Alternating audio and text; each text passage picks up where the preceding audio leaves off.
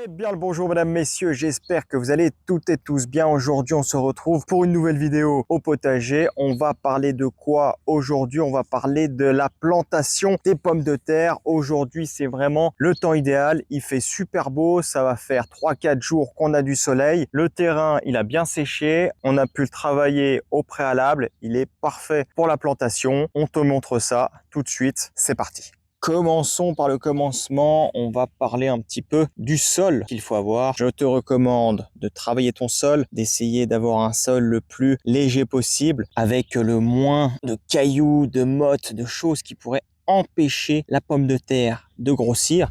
Si tu sens que ton sol est un peu trop argileux, un peu trop lourd, tu peux rajouter du terreau, tu peux rajouter du compost bien mûr ou tu peux rajouter aussi, pourquoi pas, un peu de sable pour changer un petit peu la structure de ton sol, venir l'alléger. C'est super important de venir préparer ton sol correctement, venir rajouter tout ce qu'on vient de dire pour l'alléger. J'insiste là-dessus parce que si ton sol il est dur, déjà à la base, à la plantation, la pomme de terre elle arrivera tout simplement pas à créer de la racine et à créer de nouveaux tubercules et tu auras une très mauvaise récolte. Quand tu vas venir arroser ou quand il y aura la pluie et que ça va ensuite faire grand soleil, la terre va encore durcir de plus en plus et ça va vraiment être très compliqué pour ta culture de pommes de terre. Donc, une bonne préparation de ton sol avant de venir se précipiter à faire la plantation. Il faut vraiment prendre son temps pour préparer son sol correctement. Voici les pommes de terre en question que nous allons planter cette année. Mona Lisa pour la variété. Pourquoi on a acheté des plants cette année? Eh bien, tout simplement parce qu'on voulait renouveler notre stock de pommes de terre et aussi parce qu'on en a beaucoup mangé cet hiver, donc on n'en a clairement pas assez à planter. Avec 10 kilos plantés, on peut espérer récolter environ, je dirais, entre 30 à 50 kilos de pommes de terre. Moi, je vise 50 kilos, j'espère.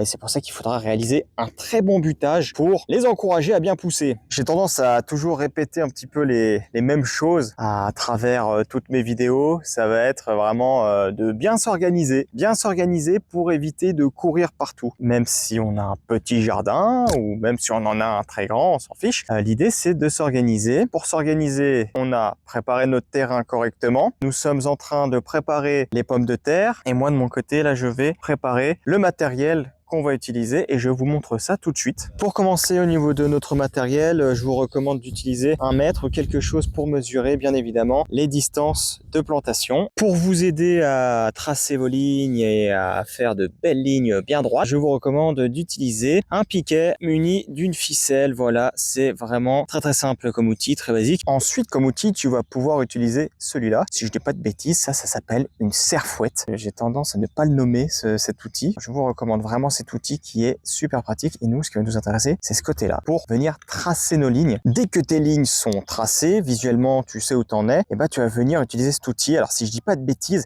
ça c'est un butoir, donc très utile pour faire des buts, mais aussi pour faire de belles tranchées qui vont venir accueillir ta pomme de terre. Et pour finir avec les outils, eh bien, le traditionnel râteau qui va venir t'aider à recouvrir les pommes de terre. On est parti. Ici, on va réaliser des lignes. D'ici à ici, on va mettre environ 10 plants par ligne avec un espacement entre les plants de 30 à 35 cm. On va donc remplir quasiment toute la surface. C'est super, on aura beaucoup de pommes de terre pour l'hiver. On est toujours bien lotis chez papa et maman. C'est toujours un réel plaisir de venir faire le jardin chez eux. C'est parti, on va rentrer dans le vif du sujet. Alors, en chemin, à peu près là. Hop, super. Ensuite, on a dit à peu près là. Hop. Hop. Nickel.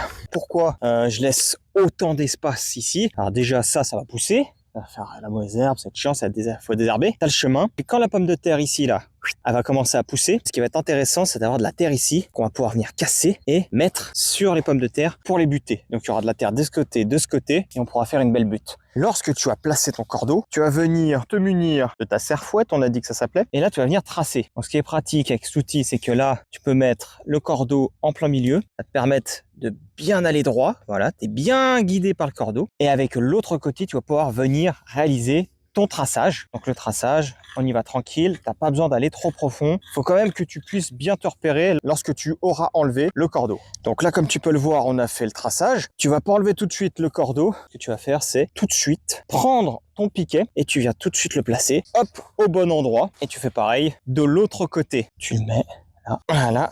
Et comme ça, vu qu'on est deux, il y a une personne qui va pouvoir tracer et l'autre personne qui va pouvoir faire ce qu'on va faire juste maintenant. C'est parti, on va vous montrer comment on réalise nos tranchées très facilement. Donc tu vas prendre le butoir et comme on peut le voir, ça écarte bien la terre. Ça servira aussi pour buter. Mais là pour le moment, voilà, tu viens tout simplement suivre le traçage que tu as fait juste avant. Tu passes une première fois, voilà, sans trop forcer, parce qu'il va falloir réaliser 18 lignes. On garde de l'énergie, c'est déjà pas mal profond. Ce qu'on va faire, c'est repasser plusieurs fois. Donc là, je sais que c'est un chemin ici, je peux me mettre à peu près là. Voilà, là, on creuse un tout petit peu plus. Tu peux refaire plusieurs fois si tu trouves que c'est pas assez profond. De belles tranchées. Là, au niveau de la profondeur, je pense qu'on est vraiment pas mal du tout. On va regarder tout de suite, il va le mettre. Hop, on va prendre la règle.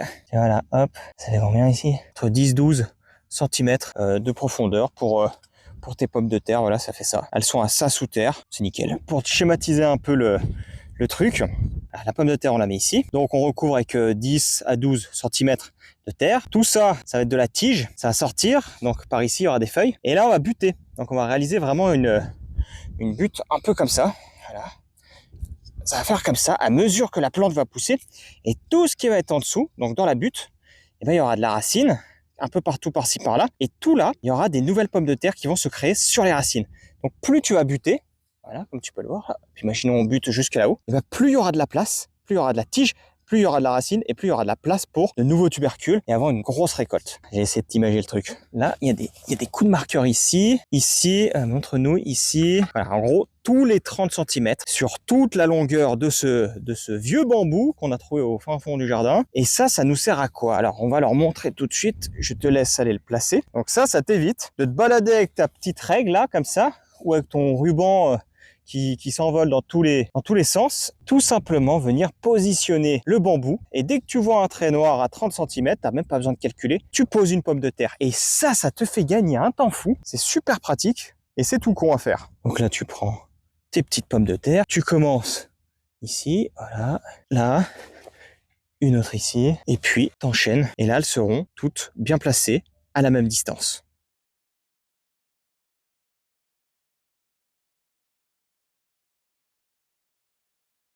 On essaie vraiment de bien s'organiser. Comme tu peux le voir derrière moi, on a réalisé toutes nos tranchées. En fait, non, on a réalisé tous nos traçages. Maintenant, je vais faire les tranchées et puis on pourra enchaîner avec la plantation qui va être vraiment très très rapide. Le plus long, c'est la préparation du sol. Je pense que je le répéterai jamais assez. C'est le plus long et c'est le plus important selon moi. Prépare bien ton terrain, bien ton sol et après tu plantes très rapidement et tu as juste à entretenir toute la saison. Très très beau à voir, j'adore.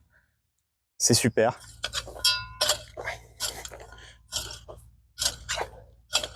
Bon, ça, c'est vraiment la partie un peu physique. Mais bon, c'est sympa. C'est pas non plus insurmontable. Prendre son temps. Là, je bourrinais un peu, comme on dit dans le milieu. C'est franchement pas désagréable. On sait pourquoi on le fait. Et c'est bien. Voilà, là, les tranchées sont presque parfaites. Je pense que je vais repasser une deuxième fois dans l'autre sens. Et toujours avec un magnifique cadre. On a un Haute-Savoie, 900 mètres d'altitude. Et oui, on plante déjà les pommes de terre. De toute façon, les seins de glace, ça n'existe plus.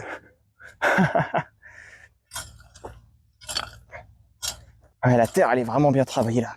Ah, c'est super. Franchement, il n'y a rien à dire. Ça, c'est incroyable. Pourtant, on a une terre très lourde ici. Alors, pourquoi on a préparé un petit tas de bois? Très, très simple. Actuellement, on voit les lignes. On voit très bien les pommes de terre. C'est super. Mais lorsqu'on aura tout recouvert, ça va être beaucoup plus compliqué. Alors, on met un petit piquet en début de chaque ligne. Et comme ça, lorsqu'on va commencer à se poser des questions sur est-ce que ça germe, on saura plus du tout où se trouvent nos pommes de terre, on pourra regarder et observer précisément au niveau de ce petit bâton. Ce qu'on est en train de faire là, mettre les petits bâtons, c'est pas une nécessité, c'est plus pour un confort visuel. Comme ça, quand on aura fini de planter, au lieu de voir un terrain vague, un terrain plat sans rien, le fait d'avoir les petits bâtonnets, ça nous permet de visualiser, de se dire ok, là on a bien planté les pommes de terre, il nous reste ça de terrain, nous on aime bien. C'est pas forcément nécessaire de le faire, c'est pas obligatoire. Visuellement parlant, c'est quand même satisfaisant parce que la pomme de terre, tu vas pas voir le résultat tout de suite. Franchement, la technique du bambou là avec les marquages, ça va tout seul. Hein. Ça va tout seul, t'enchaînes super rapidement. Elle déplace gentiment le bambou et c'est reparti, tout doucement. Ah, franchement, les 180 plants, ils vont y passer en 15 minutes. Maintenant que tu as mis toutes tes pommes de terre en place dans tes lignes, dans tes tranchées, il va falloir tout simplement que tu viennes les recouvrir. Alors, tu as mis tes piquets si tu avais envie de les mettre et maintenant à l'aide de ton râteau, hop, tout simplement venir les recouvrir. Voilà, ça c'est l'intérêt de faire de belles tranchées. Ça te permet de recouvrir vraiment facilement. Et vu qu'il n'y a pas beaucoup d'espace, on peut carrément aller hop, recouvrir la deuxième ligne tout de suite. Très très facile. Là, il n'y a pas besoin de mettre beaucoup de terre vu qu'on a fait de belles tranchées. On n'aura plus qu'à réaliser ceci pour toutes les tranchées de pommes de terre. Ça, c'est vraiment le moment satisfaisant. C'est le moment tranquille. Bon, les piquets, ils sont quand même vachement utiles. Hein, parce que comme ça, je sais où sont les chemins. Ça m'évite d'écraser les pommes de terre. C'est super. On a fini de recouvrir, comme tu peux le voir. Un joli champ de patates. Bon, il n'y a pas grand chose à voir pour le moment. D'où l'intérêt d'avoir mis les petits piquets en bois. Comme ça, on sait à peu près où sont les lignes. Il n'y aura plus qu'à attendre que ça pousse. Au niveau de l'entretien, alors, soit tu peux arroser si tu as envie. Nous, on ne va pas arroser. On n'a jamais arrosé à la plantation les pommes de terre. J'ai tendance à dire qu'il faut toujours arroser lors d'une plantation ou d'un semis. C'est la seule exception dans le jardin. Pour le moment, on ne va pas arroser. Il risque de pleuvoir d'ici 4-5 jours. Donc, on va laisser la nature faire gentiment. On parlera de l'entretien des pommes de terre dans une prochaine vidéo, notamment des ravageurs des pommes de terre, de la pomme de terre, un très connu, le Doryphore. Donc, n'hésite pas à t'abonner à la chaîne YouTube si tu as envie d'en savoir plus et de suivre la suite des cultures. Moi, je te dis à bientôt dans une prochaine vidéo. Ciao l'équipe!